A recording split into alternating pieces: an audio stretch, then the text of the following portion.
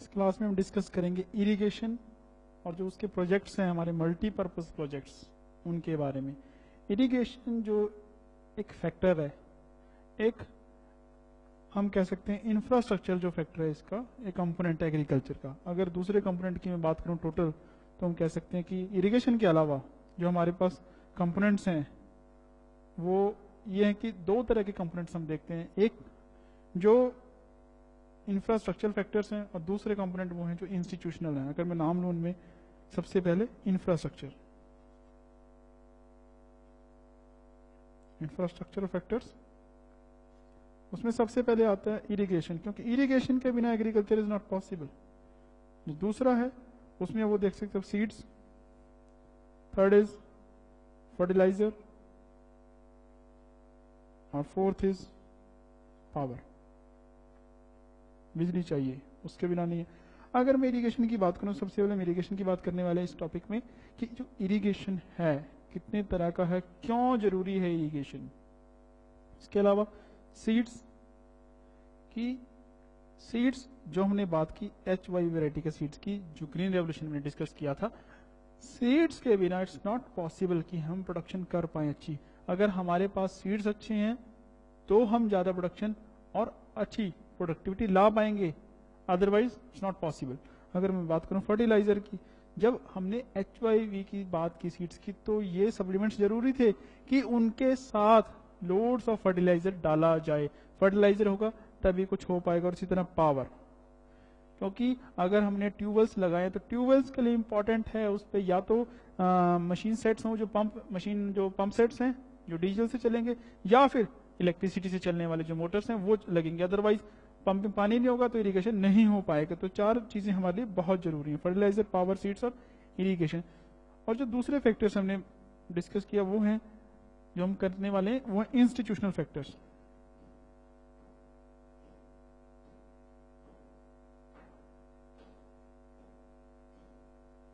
Institutional factors में हम बात करें तो उसमें आता है लैंड रिफॉर्म्स। हमारे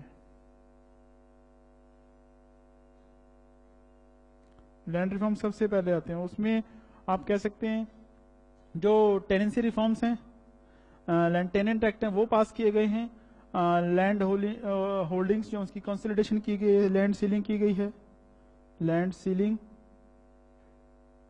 कंसोलिडेशन ऑफ लैंड होल्डिंग,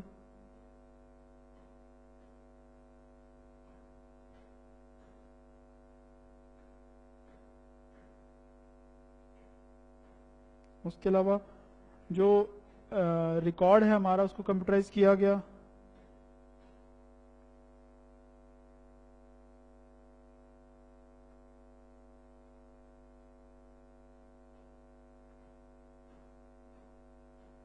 ये कुछ बेसिक चीजें जो एक एजुकेशन जो एग्रीकल्चर के लिए हमें चाहिए।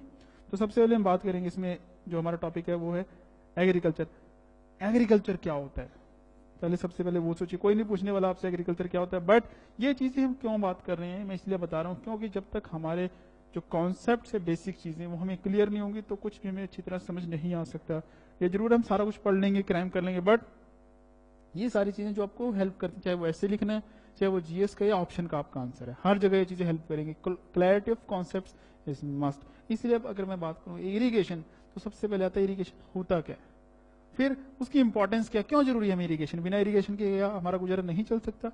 इरिगेशन की अगर मैं बात करूं, इरिगेशन है कि जो आर्टिफिशियल सप्लाई है एक प्लांट को, जो उसकी रिक्वायरमेंट है मॉइस्चर की उसको पूरा करने के लिए, उसको हम इरिगेशन का नाम देते हैं। क्यों जरूरत है, सबसे फिर दूसरा क्वेश्चन हमारे यहाँ ये आता है, क्योंकि हमारे यहाँ जो हमने जब क्लाइमेट स्टडी किया उसमें मैंने मानसून देखा, रेनफॉल आती है हमारे इंडिया में, ठीक है आती है, बट क्या वो यूनिफॉर्म है, नो, इरेटिक है। दूसरा रेगुलर नहीं है, इरेटिक है वो, कि एक तो बारिश कुछ पर्टिकुलर मंथ में लिमिटेड होती है, पूरे साल बारिश भी नहीं होती, तो पानी की सप्लाई पूरे साल नहीं होती है, और जो भी बारिश होती है उसका डिस्ट्रीब्यूशन जो था वो यूनिफॉर्म नहीं था, स्पेशल वेरिएशंस थी कि कोस्ट जो है हमारे वेस्टर्न घाट, जो हमारे वेस्ट कोस्ट है वहां पे ज्यादा बारिश है, ईस्ट एरियाज जो है उसमें बारिश है, बट जो वेस्टर्न पार्ट्स इंडिया के वो ड्राई रहते, एरिड हैं या सेमी एरिड कंडीशंस में हैं वो।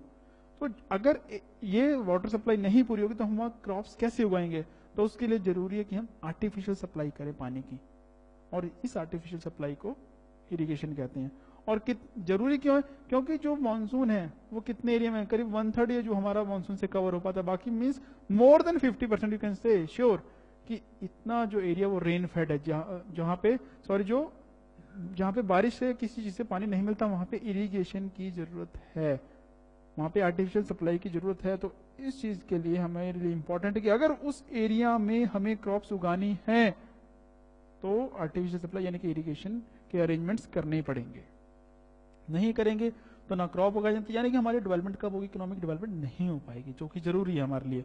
उसके बाद अब ये सारी चीजें हमने करने की, वेरिएशन है, बारिश है तो उसमें टेम्पोरल और स्पेशल वेरिएशन है, तो उसको ओवरकम करने के लिए हमने इरिगेशन शुरू किया। अब जो इरिगेशन है कितनी तरीके से होता है? 3 मेथड है, 3 सोर्स है जहां से हम इरिगेशन करते हैं। एक जो सबसे पहले कुएं हुआ करते थे, वेल्स, आजकल वो इलेक्ट्रिक हो चुके हैं, इलेक्ट्रिकल और पतले हो चुके हैं, जिनको हम ट्यूब वेल्स का नाम देते हैं। तो यानी कि पहला वेल्स और ट्यूब वेल्स, दूसरा कैनल सिस्टम और तीसरा टैंक्स, जो बड़े बड़े तालाब बना दिए जाते हैं। वो यहाँ पे कम होते हैं, हमारे साउथ इंडिया में ज्यादा होते हैं वो। तो सबसे पहले मैं आपके साथ बात करूंगा वेल इरिगेशन की। जो इंडिया का इरिगेटेड एरिया, जिस एरिया में इरिगेशन होती है, उसमें 50% जो कंट्रीब्यूशन है वो वेल्स और ट्यूब वेल्स की इरिगेशन का है। उसके बाद ये कहाँ पे पॉसिबल होगा? क्योंकि हमेशा लॉजिक लगाइए, अगर आपको ये पता कौन से एरियाज चाहिए, इसके लिए की कंडीशंस क्या चाहिए, तो आपको पता होगा कि ये इरिगेशन कहाँ पे इससे पॉसिबल हो पाएगा। इसके लिए चाहिए कि जो परमिएबल रॉक स्ट्रक्चर ऐसा होना चाहिए, जैसे कि अगर मैं आपके साथ बात करूं कि जो ये एरिया हो ऐसा हो कि यहाँ जब बारिश का पानी गिरे, बारिश आए, तो वो पोरस होना चाहिए, परमिएबल, यानी कि इसे पानी क्रॉस कर जाए और वो यहाँ पानी अंदर आ जाए। और यहाँ जो नीचे रॉक होनी चाहिए वो कैसी होनी चाहिए? हार्ड रॉक हो, ताकि वो पानी को अपने अंदर रिटेन कर सके, यहाँ पे पानी से नीचे न जाए, कि रॉक्स में पानी समा जाए, जिसको हम कहते हैं एक्वीफर्स का नाम देते हैं। एक्वीफर्स क्या होती हैं? वो रॉक्स विच आर फुली या फिल्ड विद वाटर, यानी कि जो सैचुरेटेड रॉक्स है, पानी के साथ भरी हुई हैं, उनको हम एक्वीफर्स कहते हैं। और दूसरा कंडीशन है लेवल टोपोग्राफी। जो टोपोग्राफी थोड़ी सी लेवल प्लेन होना चाहिए, माउंटेन्स वाला एरिया, हिल एरिया नहीं होना चाहिए, क्योंकि अगर हिल एरिया होगा तो श्योर है वहां पे आप कुएं नहीं बना सकते। पहली कंडीशन ये है। अब आप लगा लीजिए ऐसा एरिया आपको कहाँ मिल पाएगा जहां पे हिल्स कम हो, लेवल कंपेरेटिवली लेवल जो है टोपोग्राफी हो। तो जो मेजर स्टेट्स हैं वो इसकी, एक है गुजरात, एक उत्तर प्रदेश, राजस्थान, पंजाब और महाराष्ट्र, ये मेन स्टेट्स हैं जहां पे होता है। और जो पानी है वेल से और ट्यूबवेल से कैसे निकाला है? 2 तरीके, या तो एनिमल पावर या फिर जो हमने बात की इलेक्ट्रिकल या मैकेनिकल पावर, उससे निकाला जाता है। दूसरा आता है कैनल इरिगेशन।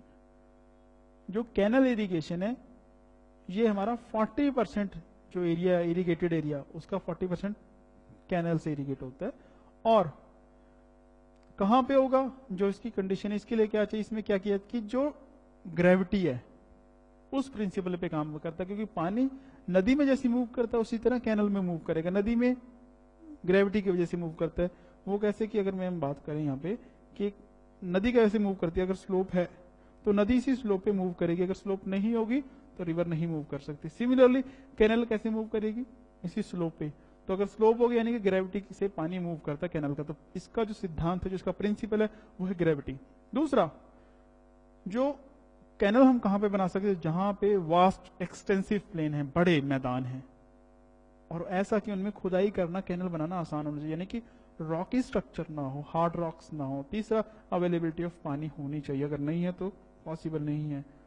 तो इसीलिए ये कहाँ पे होते हैं? जो हमारे गैंजेटिक प्लेन्स है, ज्यादा हमारे पंजाब, हरियाणा, उत्तर प्रदेश, यहाँ पे ज्यादा कैनल्स बनी, या फिर जो हमारे कोस्टल प्लेन्स हैं वहां पे भी कुछ ऐसी चीजें हैं। और इसकी खास बात यह है कि जो ऑपरेशनल कॉस्ट है कैनल्स की, वो नील है, नेग्लिजिबल है। क्योंकि अगर हम बात करें, जब नहरें बनाने के लिए बहुत पैसा लगता है, बट एक बार बन जाए फिर क्या चाहिए? कोई आपको पावर कुछ नहीं करना, सिर्फ मैन पावर चाहिए उसको मेंटेन करने के लिए थोड़ी सी, क्योंकि पानी अपने आप मूव करेगा अंडर ग्रेविटी। यहाँ पे आपको पंप नहीं लगाना, डीजल नहीं खर्च करना, कोई बिजली नहीं खर्च करनी, जिससे आपको पंप आउट करना कि पानी जो है आपको जमीन के अंदर से निकालना है। तो इसकी कॉस्ट इसलिए मिनिमम है। बट इसमें कुछ प्रॉब्लम्स हैं। जैसे आप यहाँ देख पा रहे हैं, कैनाल आपको थोड़ा सा आइडिया होना चाहिए कि प्री के पॉइंट ऑफ व्यू से आपको ये नहरों के बारे में पता नहीं। जैसे हमने नहरें निकाली हुई हैं और कुछ मल्टीपर्पज प्रोजेक्ट है, तो वो देख लीजिए। ये जो नजर आ रही है आपको ये सारी, ये हमारी रिवर्स हैं जो ब्लू कलर में आपको दिख रही है, डार्क थोड़ी सी थिक लाइन से। ये इंडस रिवर है, ये रावी है, और ये ब्यास है जो सतलुज के साथ मिल जाती है। सतलुज यहाँ से आपको नजर आ रही निकलती हुई, और ये सतलुज है जो हमने ड्रेनेज सिस्टम स्टडी की, तो इधर आप यमुना को देख पा रहे हैं। इन नदियों से हमने नहरें निकाली हुई। जैसे आपने नाम सुना होगा नहर का, जो भाखड़ा कैनल है, जो यहाँ का बहुत बड़ा हाईएस्ट ग्रेविटी डैम है, जो किस पे है, वो सतलुज पे। आप देख सकते हैं भाखड़ा डैम और ये नंगल डैम कहाँ पे, ये भाखड़ा डैम है जो हिमाचल और पंजाब के बॉर्डर पे आपको नजर आ रहा है। और उसके पीछे ये लेक बनी है, बहुत बड़ी लेक है।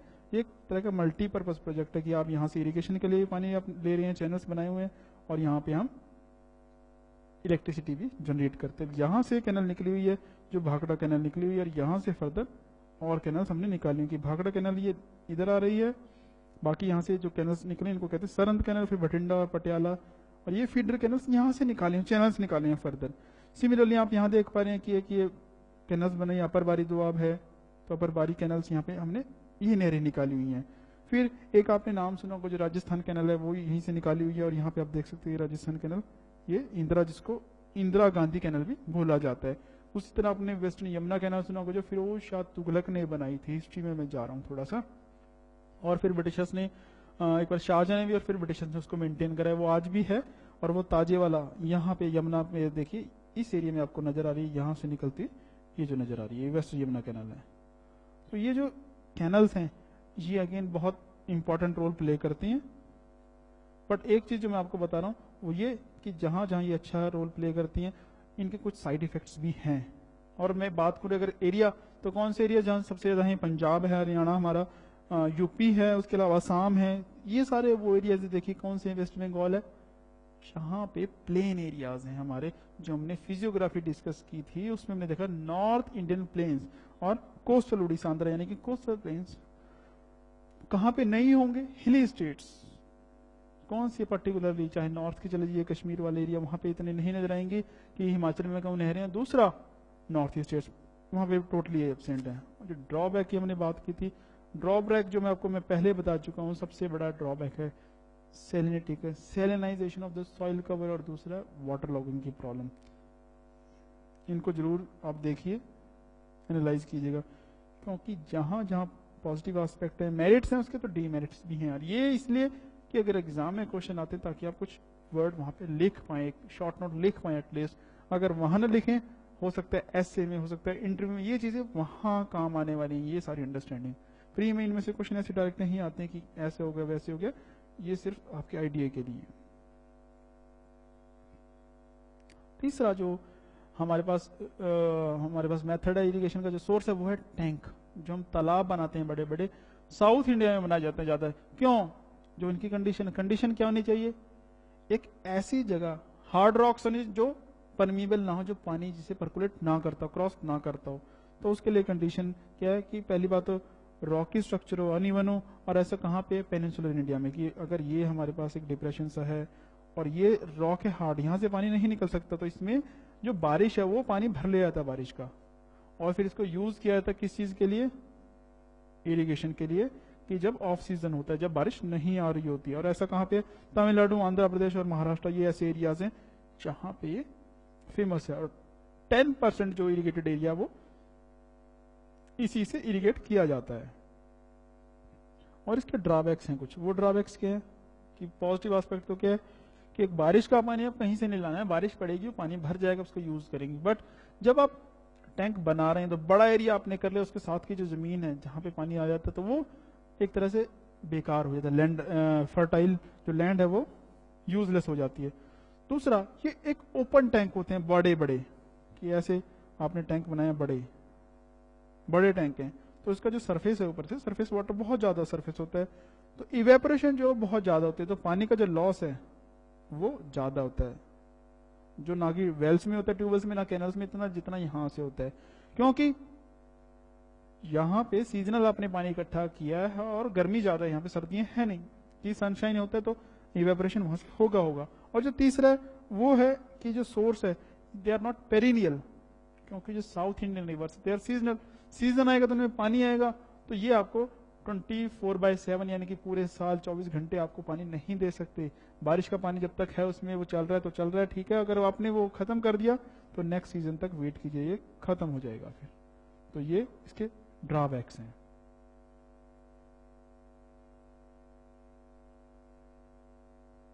उसके बाद जो बात आती है मल्टीपर्पज प्रोजेक्ट्स की, जो इरिगेशन और जो दूसरे हमने बात की थी, दूसरे फैक्टर्स थे जैसे कि पावर। गवर्नमेंट ने दोनों को क्लब करके एक चीज शुरू की, मल्टीपर्पज प्रोजेक्ट्स। नाम से क्लियर है, मल्टीपर्पज वो प्रोजेक्ट्स होते हैं जो एक टाइम में कई पर्पज हमारे फुलफिल करते हैं। जैसे कि सबसे पहले आप देख सकते हैं फ्लड कंट्रोल के लिए काम आते हैं। दूसरा आप देख सकते हैं कि पानी भर लिया फ्यूचर यूज के लिए, उसको इरिगेशन के लिए यूज कर सकते हैं, अपने पीने के लिए यूज कर सकते हैं, इंडस्ट्रियल यूज के लिए यूज कर सकते हैं। उसके अलावा आप यहाँ से हाइड्रो इलेक्ट्रिसिटी जनरेट कर सकते हैं, पावर जनरेशन हम कह सकते हैं। फिर ट्रांसपोर्टेशन या कि इनलैंड वाटरवेज डेवलप किए जा सकते हैं। फिर रिक्रिएशन का उनको एक स्पॉट बनाया जा सकता है। उसके अलावा पिस्की कल्चर फिशरीज वहां पे की जा सकती है। तो ये सारे बेनिफिट हैं। ऐसे मल्टीपर्पज प्रोजेक्ट हमारे इंडिया में काफी सारे लगाए गए हैं। अब आपको यहाँ से क्या पढ़ना है? देखिए, अगर मैं मेंस के पॉइंट ऑफ व्यू से बात करूं तो यहाँ पे आपको पता होना चाहिए कि मल्टीपर्पज प्रोजेक्ट एक क्वेश्चन बन सकता है पूरा, कि सबसे पहला क्या है, व्हाट आर मल्टीपर्पज प्रोजेक्ट्स, उसके बेनिफिट्स क्या हैं। आप ये सारे गिना देंगे कि इतने फायदे होने चाहिए, बट कुछ नेगेटिव एस्पेक्ट भी होते हैं इनके। जब एक डैम बनाया जाता है तो आप क्या कर रहे हैं, बहुत सारा पानी उसमें इकट्ठा कर रहे हैं, रोक रहे हैं। वो पानी है यानी कि वॉल्यूम है, वजन है उसका कुछ, वो एक जगह रुक रहा है, तो इसका मतलब क्या, वो नीचे जो प्लेट है, क्रस्ट है, उस पर वेट डाल रहा है, तो वो क्या पैदा करता है, अर्थक्वेक। जो कोयना का जो अर्थक्वेक था उसका रीजन यही था, वो सिस्मिकली इंड्यूस्ड था, यानी कि जो ये एक्टिविटी सिस्मिक एक्टिविटी इससे हुआ है वो था कोयना डैम। तो यानी कि इनको हम कहते हैं मैन मेड अर्थक्वेक। तो एक तरफ ये, दूसरी तरफ जो हम डैम बनाते हैं तो वो क्या करते हैं, तो वो थोड़ा सा हम डिस्कस करें तो ज्यादा अच्छा रहेगा। कि अगर एक हमने डैम बनाया कि यहाँ पे पानी था, हमने एक नदी थी, उसको यहाँ पे दीवार बनाई और यहाँ पानी रोक लिया कि नदी ऐसे जा रही है, हमने रोक लिया, अब यहाँ पे पानी भर गया सारा, ये डैम बना दिया हमने, इधर पानी को रोक लिया गया। अब इस पानी का जो है अपना एक वेट है जो नीचे लग रहा है, तो जो क्रस्ट है इस प्लेट पे ही वेट लग रहा है, तो एक क्रस्ट जब टूटेगी तो क्या होगा, इससे अर्थक्वेक पैदा होंगे। ये पहला नुकसान है इसका।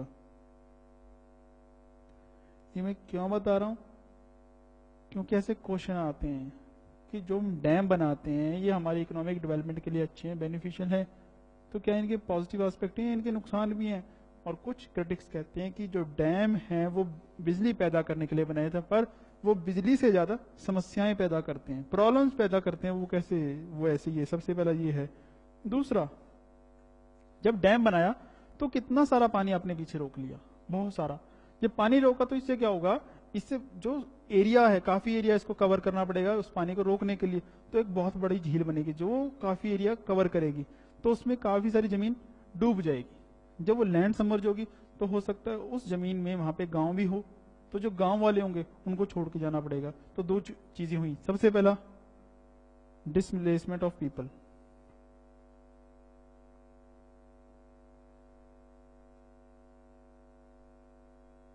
कि आपकी वजह से, एक डैम बनाने की वजह से लोगों को अपने घर छोड़कर जाना पड़ा, अपनी घर, प्रॉपर्टी सब। जैसे आपने नाम सुना, टिहरी एक गांव हुआ करता था जहां पे चिपको मूवमेंट शुरू हुआ था, वहां पे एक डैम बनाया गया और उसके बाद डैम का जो पानी है जब वो भरा और वो फैला तो वो गांव का सारा डूब गया, लोगों को वहां से डिस्प्लेस होना पड़ा।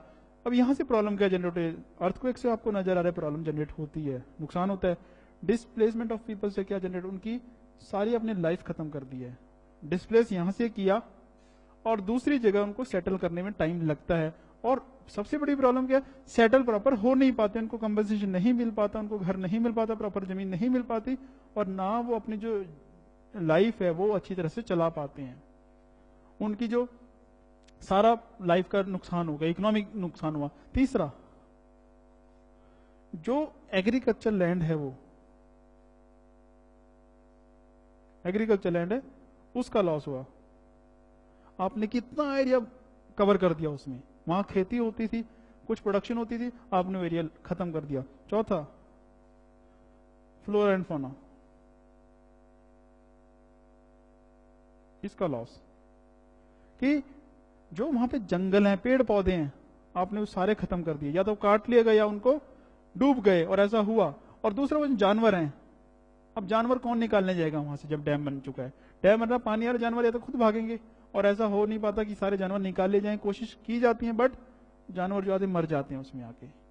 तो ये सारे कितने नुकसान है इसके, ये किस वजह से हो रहा सारा। अब यहां से हम कह सकते हैं कि जो डैम है वो बिजली से ज्यादा प्रॉब्लम क्रिएट करते हैं।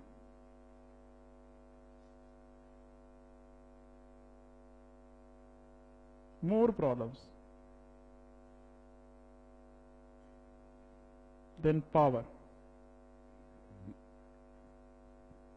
बना दिया हमने क्वेश्चन, अब इस पे जवाब आपको मिल गया कि कर क्या रहे हैं। अब पॉजिटिव एस्पेक्ट मैंने लिखा दिया, नेगेटिव है। अब दोनों चीज, अगर आपको क्वेश्चन आता तो आप ऐसे जवाब देंगे। पॉजिटिव आपका क्या था कि आप वहां से इरिगेशन कर सकते हैं, आप वहां से पावर जनरेट कर सकते हैं, आप वहां से फ्लड कंट्रोल कर सकते हैं, आप उसको इनलैंड वाटरवेज बना सकते हैं ट्रांसपोर्टेशन के लिए, यानी कि यूज हो रहा है। और नेगेटिव क्या है? ये नेगेटिव भी है, पॉजिटिव भी है तो नेगेटिव भी है, दोनों चीजें हैं और आपको दोनों लेके चलने हैं। यही है तैयारी का तरीका, यही है मेंस का तरीका कि आईएएस की तैयारी की जब करनी है तो ऐसे करनी है। सिर्फ एक एस्पेक्ट नहीं सोचना है आपने, क्रिटिकली इवेल्युएट करना है चीजों को।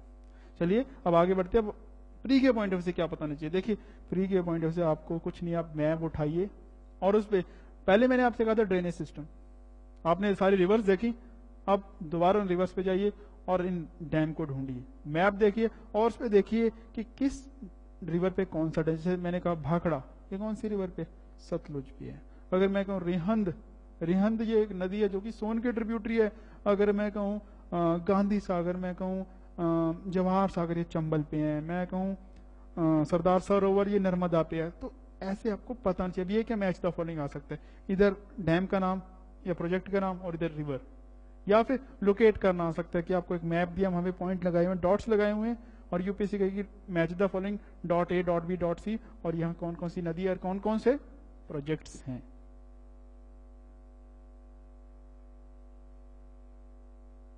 तो सबसे पहले मैं बात करूंगा आपके साथ, ये नेगेटिव जो एस्पेक्ट मैंने आपके साथ बात की है, भाखड़ा नंगल प्रोजेक्ट। भाखड़ा जो सतलुज पे है, कह लीजिए सबसे पुराना हमारा ये है, जो हाईएस्ट ग्रेविटी डैम है। यहाँ पे जो हमने बनाए, 2 डैम बनाए थे, भाखड़ा और नंगल।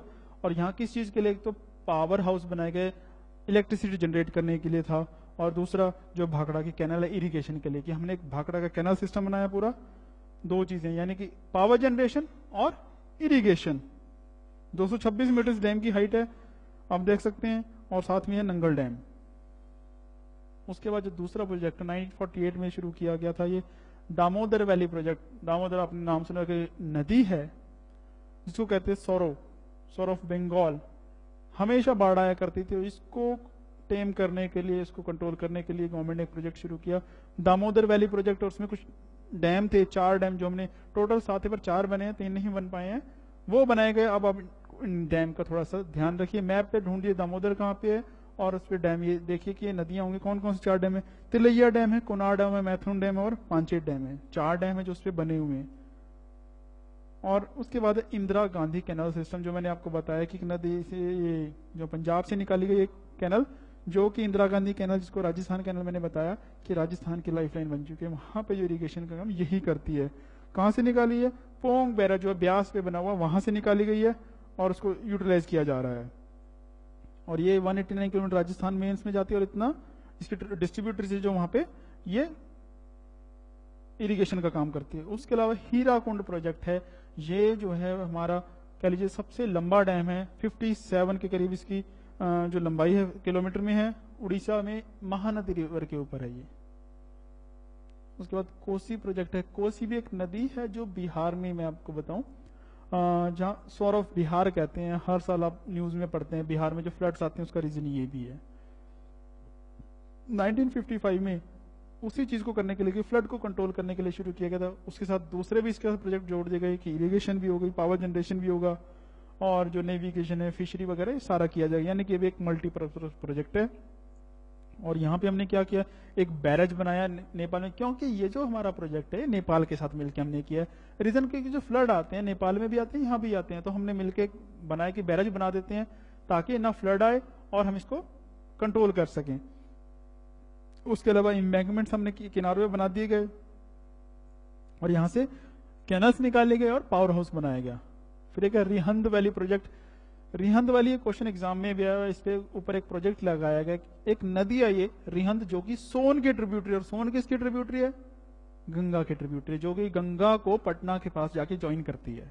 और सोन कहां से निकलती है, अमरकंटक प्लेटो से, और ये रिहंद सोन की ट्रिब्यूटरी है। इस पे एक डैम बनाया जिसका नाम है गोविंद बल्लभ पंत सागर, और जो कि लार्जेस्ट मैन मेड रिजर्वायर है।